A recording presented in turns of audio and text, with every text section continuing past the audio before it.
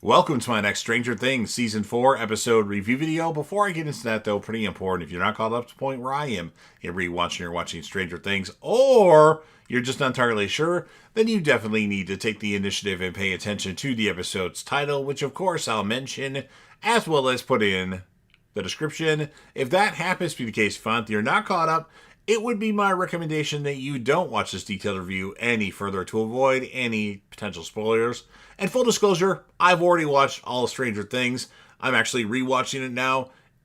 I'm looking forward, obviously, to the fifth and final season of Stranger Things, which we now know the first 4 episodes will come out on November 26th.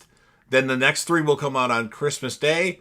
And then the finale of Stranger Things will be on New Year's Eve. So definitely looking forward to all those. Stranger Things is one of my favorite shows of all time. Where specifically it ranks, it's in the top 20 for sure. It may even be close to the top 10. We shall see. But with all that said, this will be Stranger Things, Season 4, Chapter 7, or Season 4, Episode 7. The title of this episode is called The Massacre at Hawkins' Lab. And this will be my review reaction recap after just finishing watching the episode. Steve is saved from being eaten by bat creatures by Nancy, Robin, and Eddie as they fight the bats off with their oars. Steve brutally and fatally bashes one that was choking him. More bats start to converge on the group, blocking off the water gate, and the group flees into the nearby woods. Jack Sullivan releases Wallace from his heat torture, and this time Wallace agrees to give up Eleven's location, but begs Sullivan not to kill her. Eleven tries to crumple a can of Coke, but again is haunted by memories of the massacre and cannot do it. Watching her, Sam Owens berates Brenner for pushing her too hard, believing their efforts to be in vain. Brenner privately talks to Eleven, encouraging her to keep pushing through her memories despite her believing she killed the other psychic children. As Eleven prepares to go back into Nina, Brenner pulls the security tape from 1979, the day of the massacre, and allows it to play on Nina's screens as Eleven slips back into her memories. Max, Lucas, and Dustin awkwardly try to lie to Officer Calvin, or Chief Calvin Powell, about why they were at Lover's Lake. They claim not to know where Eddie is, which Erica points out is a lie. As the parents start to argue, Powell gets them all in a line and decides to interview the kids individually, starting with Max. Nancy dresses Steve's wounds, and Robin suggests finding weapons. Nancy reveals that she keeps 2 guns in her bedroom, and the Upside Down hopefully has versions of them there. And after a sudden earthquake and hearing a creature roar in the distance, they make their way to her house. The Upside Down is briefly rocked by a tremor. Hopper and Dimitri mentally prep themselves to fight the Demogorgon. They reminisce about the legacies that will leave behind for their children. Hopper expresses hope that Eleven is growing up all right without him. He says that he believed that when he was sent to Kamchatka to pay for his supposed crimes, but realizes that he may have instead put them to destroy the monster and help Eleven. Murray, disguised as Yuri, infiltrates the base with Joyce and Yuri, disguised as Murray and gagged as his captives. Brenner does a medical examination after Eleven gets attacked by 2. Remember, this is in the past. Remembering his threat of death, she pretends she does not remember what happened.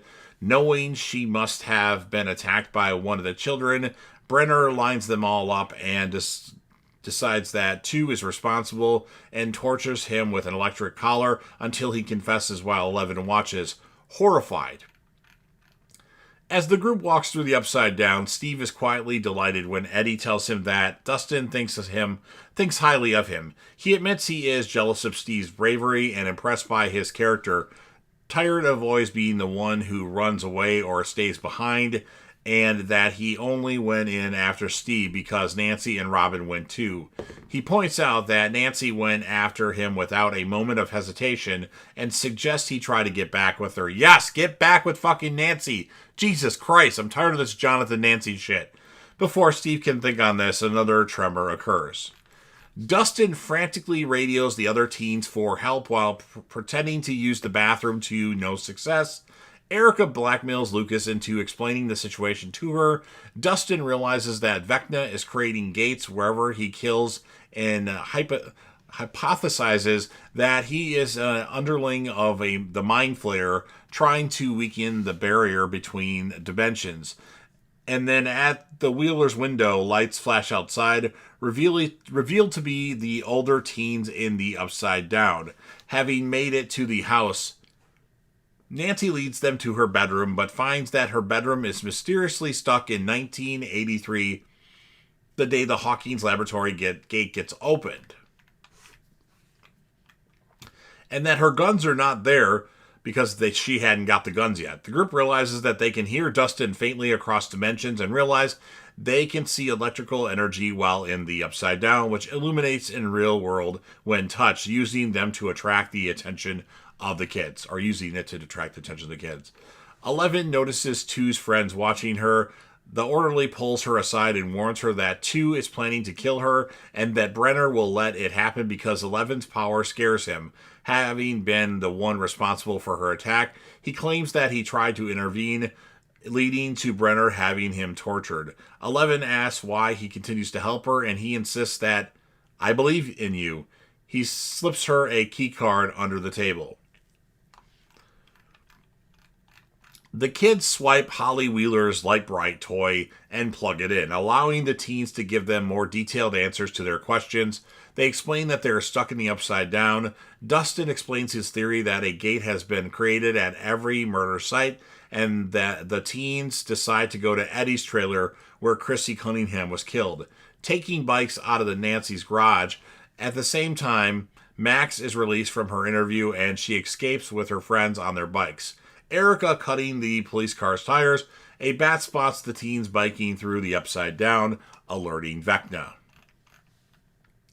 11 waits for Brenner and 10 to leave the room before faking sick to another orderly and slipping away from him. She uses the key card to get into the basement and meets the orderly, who shows her to a pipe to escape the lab in. She notices that he will not be able to fit, and he explains that he cannot escape as Brenner has implanted a chip in his neck that tracks and weakens him. Feeling guilty after all the help he has given her, 11 offers to remove it with her powers, and he allows her to.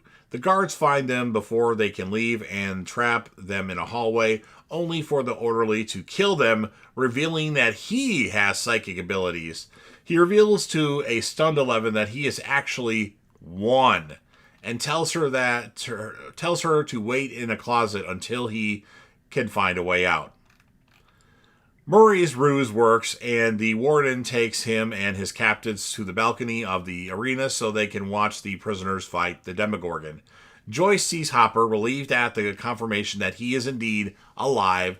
The prisoners arm themselves with the weapons provided by the guards, and Hopper attempts to create a flaming spear by wrapping a torn piece of his shirt around a normal one and lighting it, only to find that the lighter is low on fluid. That sucks. The warden moves to stop them, forcing Murray to secretly take out a gun and pull it to his back to blow the cover. The gate opens and the Demogorgon attacks the prisoners, killing most of them and disrupting their strategy. Hopper manages to light the spear, using it to keep the Demogorgon away from him and Dimitri, forcing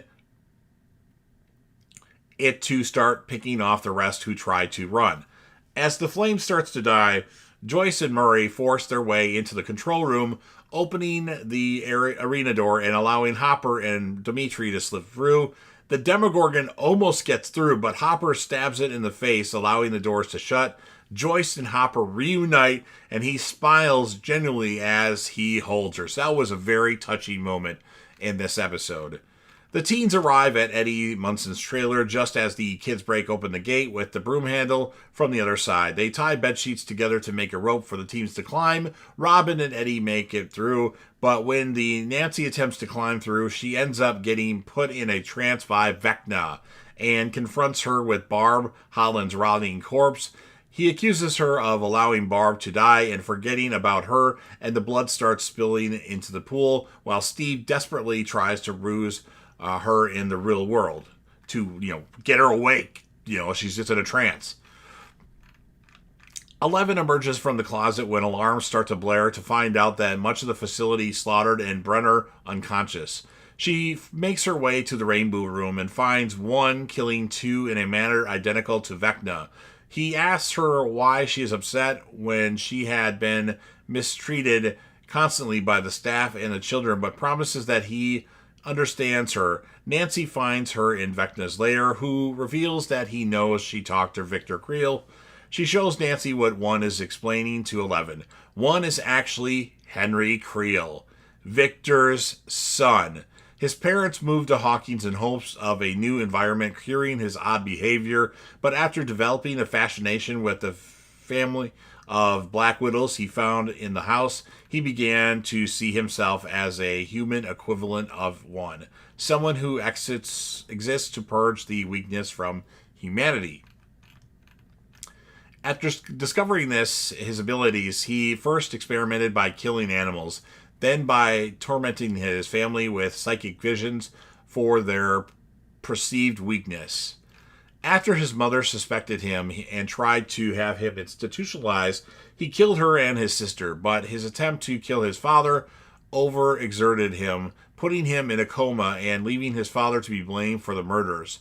He awoke under the care of Brenner, who, when his attempts to control one failed, began to create other psychic children and numbered them. As he tells her that he holds on to his victims' souls, 11 realizes that he has been manipulating her. He invites her to join forces with him, but she rejects him and the two duel. She tries to overpower him using his own advice about traumatic memories, but he gains the upper hand, so she instead uses her mother, telling her at birth that she loves her. 11 throws one through the mirror and pins him to the wall, and in the real world, the lights in the facility go haywire and the blood streams out of both her nostrils. In her memory, she tears one apart, creating the first gate with her power, and throws him through it. One is sent through an interdimensional hellscape where lighting strips the flesh from his body. And then in the present day, Vecna stands still in the Upside Down Creel attic, and a close-up of his left forearm reveals his 1001 tattoo. And that's what ends this episode of Stranger Things. So pretty good episode. I was really entertained by this one. I'm going to give it an 8.7 out of 10. My character of the episode is going to be Vecna, a.k.a. Henry Creel, a.k.a. 001, Hopper, and 11. So you've heard everything that I have to say. Now it's your turn. If you're a fan of Stranger Things and you want to help me out with the YouTube algorithm, make sure that you Hulk smash the like button. It does go a long way. Share the video with a friend. Put this video on any one of your social media platforms. Don't forget to sound off in the comment section about what your thoughts are on this episode of Stranger Things. What would you rate it, and who would you choose as a character or characters of the episode? Remember to come back to this channel in November for my first 4 Stranger Things episode review videos, and then the 3 in December, and then the one on New Year's Eve. If you have the time, I would appreciate it. And then last but certainly not least, don't forget to hit that sub button. You're watching the video anyway. Subscribe to the channel. Help me get over 100K subs. Yes, I know I set my goals high. Join the team, show your damn support, and be a part of something special. And you never know what you're going to see on JDev TV.